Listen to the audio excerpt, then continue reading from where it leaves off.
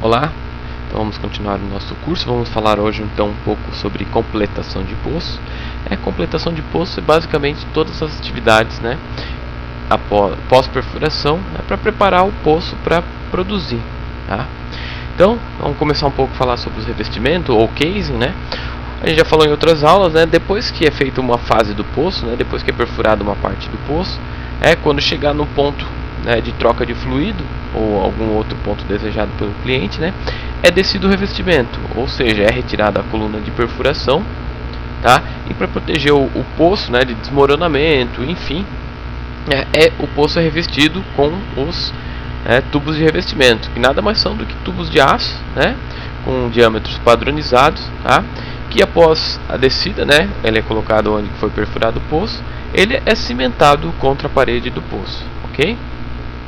Então, as funções básicas aí do revestimento são sustentar as paredes do poço, evitar desmoronamento, proteger formações superficiais, os lençóis freáticos, não misturar, não sujar a água, proteger os lençóis de água, controlar as pressões, normalmente quando é descido o revestimento é por causa que a pressão hidrostática já não está sendo mais controlada pelo peso do fluido, Também a função, principalmente offshore ou onshore, o revestimento tem função de sustentar os equipamentos da cabeça do poço, depois será colocado para produzir, tudo será sustentado, ou mesmo os BOPs, as proteções aí contra blowouts, tá?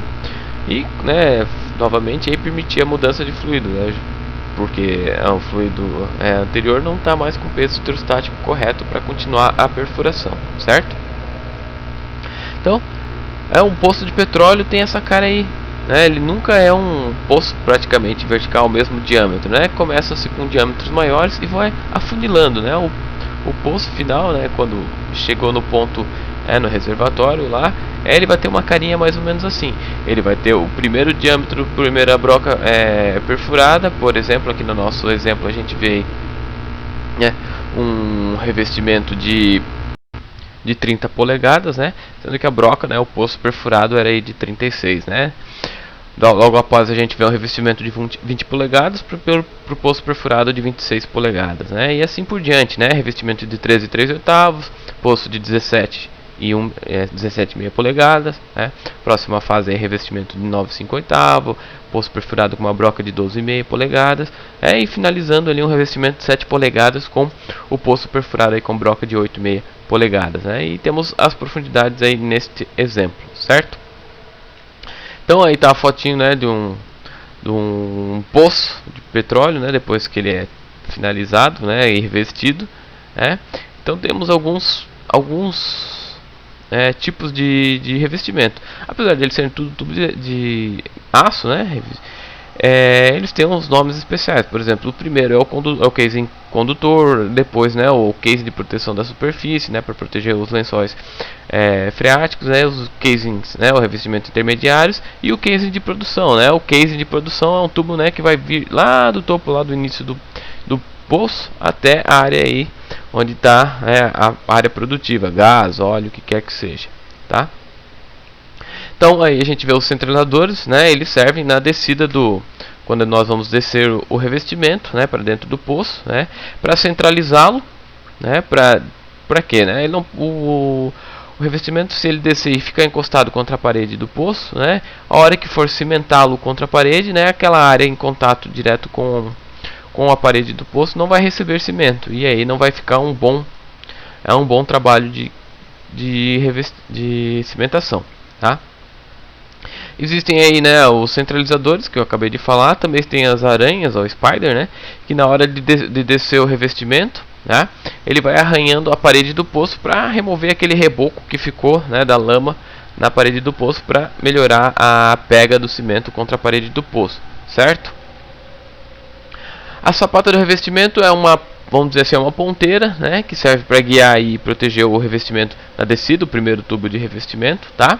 E também ela tem algumas válvulas internas ali que ajudam durante o processo de cimentação, tá? A gente vai falar daqui a pouco sobre isso, tá?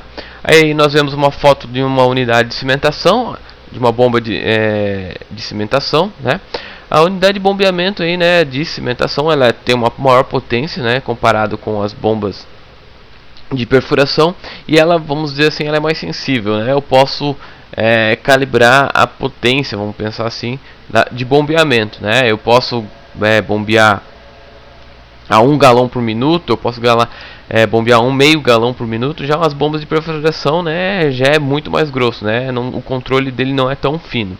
Então a unidade de cimentação, além da própria cimentação, ela também é utilizada em alguns outros testes, como o leak-off test, né, para verificar qual que é o peso máximo de fluido que eu posso pôr, né, naquela região do poço ali, né? Ou testes de fratura, enfim, vários outros testes que a gente pode falar isso mais adiante no curso, tá? Então, alguns tipos de cimentação, né? A cimentação primária é a cimentação principal aí, que vai revestir a coluna aí de revestimento contra a parede de poço, né? As cimentações secundárias é quando a primeira cimentação, né, não foi correta, né? Por alguma razão a cimentação não foi suficiente boa para manter o revestimento no local, tá?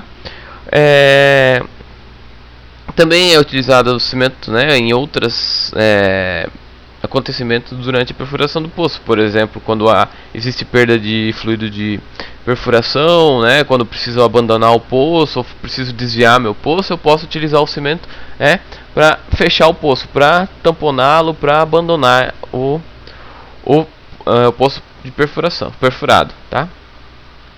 Aí temos cimentação, sempre vai ter um pessoal a bordo, né, só para fazer o controle da bomba de cimentação, para operar a bomba de cimentação, tá? E fazer o trabalho de cimentação, né?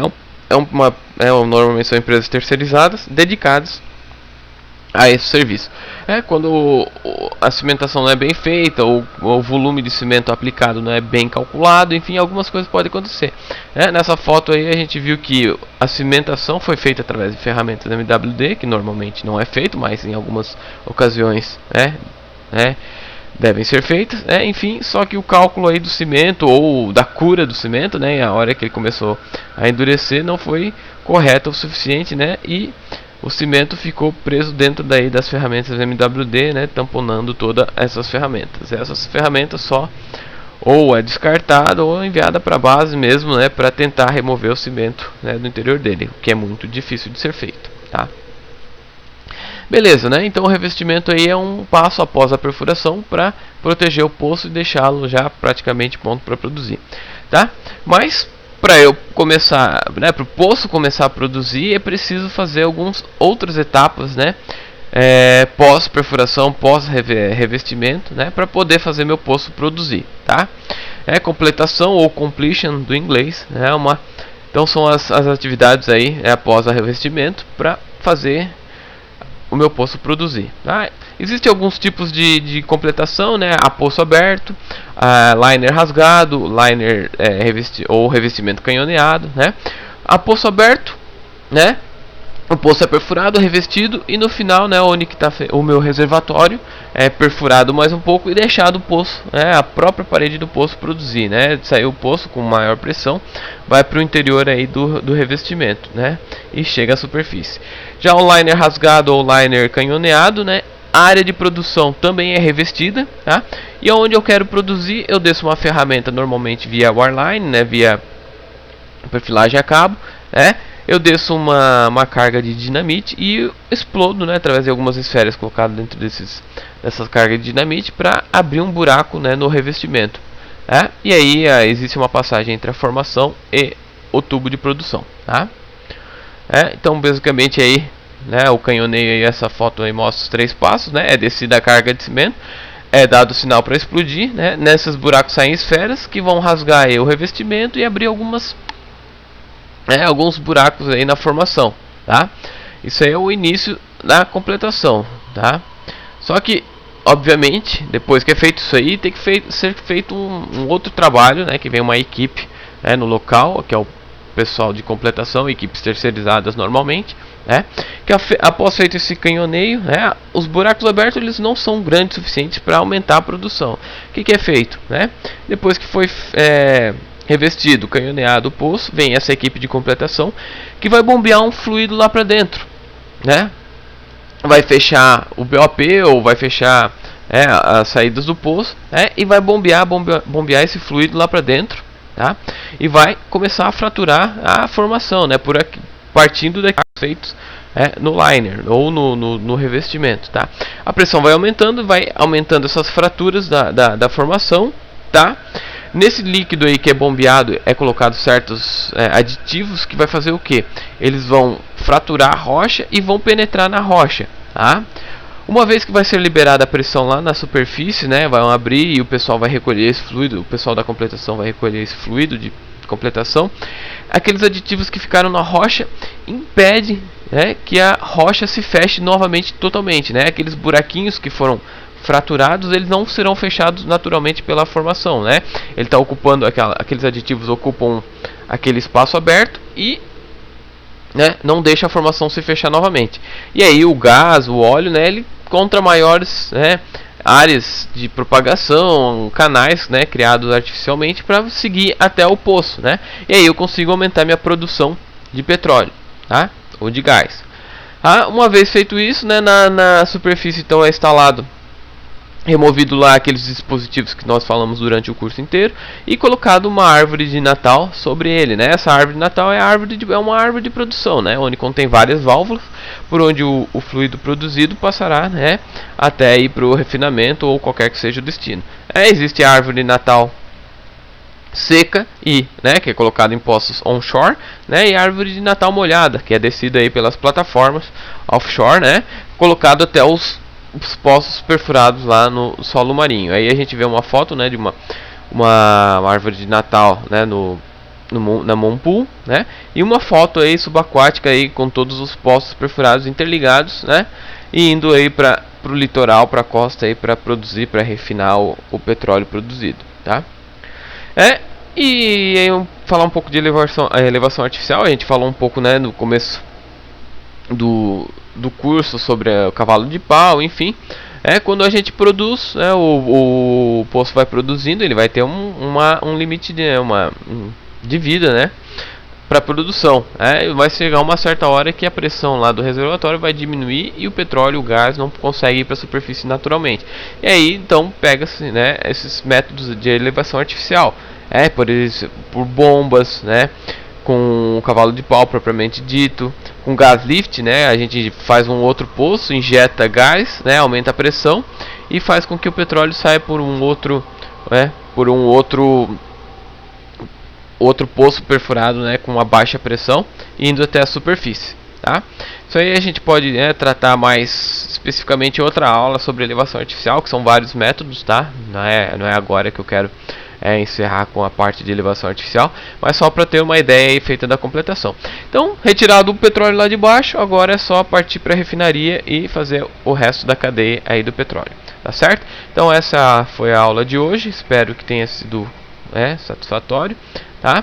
E qualquer dúvida mande um e-mail ou pode ir adiante aí com o próximo capítulo do nosso curso, tá bom? Até mais então.